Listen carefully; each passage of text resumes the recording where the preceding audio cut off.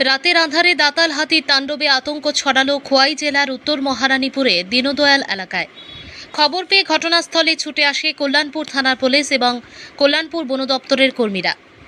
হাতির দলকে লোকালয় থেকে সরাতে বনকর্মীরা বাজি ও পটকা ফাটিয়ে তাড়া করলে হাতিটি পালিয়ে দুভাগে বিভক্ত হয়ে যায়। একটি দল ছুটে যায় কৃষ্ণপুর বিধানসভা এলাকার দিকে, অপর দলটি উত্তর মহারানীপুরের দীনদয়াল এলাকার দিকে চলে যায়। কল্যাণপুর রেঞ্জের বিট অফিসার জানান, পরিস্থিতি নিয়ন্ত্রণে গোটা রাত জুড়ে বনকর্মীরা এলাকায় টহল চালিয়েছেন। পাশাপাশি স্থানীয় বাসিন্দাদের সতর্ক থাকার পরামর্শ দেওয়া হয়েছে। বন দপ্তরের পক্ষ থেকে আরও জানানো হয়েছে, হাতির তাণ্ডবে কোনো কৃষকের ধানক্ষেত বা বাড়িঘর ক্ষতিগ্রস্ত হলে নিয়ম অনুযায়ী সংশ্লিষ্ট দপ্তরের মাধ্যমে ক্ষতিপূরণের ব্যবস্থা করা হবে। তবে এলাকায় হাতির সমস্যা দীর্ঘদিনের হওয়ায় স্থায়ী সমাধানের দাবি তুলেছেন স্থানীয়রা। তেলিয়ামুড়া প্রতিনিধির রিপোর্ট, প্রতিদিন ত্রিপুরা। বাগবেড়ির রাস্তাটা ক্রস করে নকশায় ক্রস করে এদিকে রায়দাসপাড়ায় একটা হাতি এসেছিলো, আমরা মাকনা বলে এটাকে আমরা ডাকি।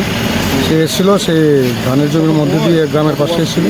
তখন যথাসময় আমরা খবর পাওয়ার সঙ্গে সঙ্গে আমাদের লোকাল ভলেন্টিয়ার্স এবং আমরা বন দপ্তরের সবাই মিলে এবং গ্রামবাসীদের সহযোগিতায় নিয়ে আমরা হাতিটাকে এখান থেকে ঘোরাতে পেরেছি। অ্যাকচুয়ালি এটাকে দেখেন, এটা তো একটা ওয়াইল্ড বন্যপ্রাণী। আমরা সারা রাত্র ডিউটি এবং নজরদারির মধ্যে রাখছি। যেখানেই কোনো অসুবিধার পরিস্থিতি তৈরি হবে সেখানে আমরা যাব এবং পরিস্থিতি নিয়ন্ত্রণ আনার চেষ্টা করব।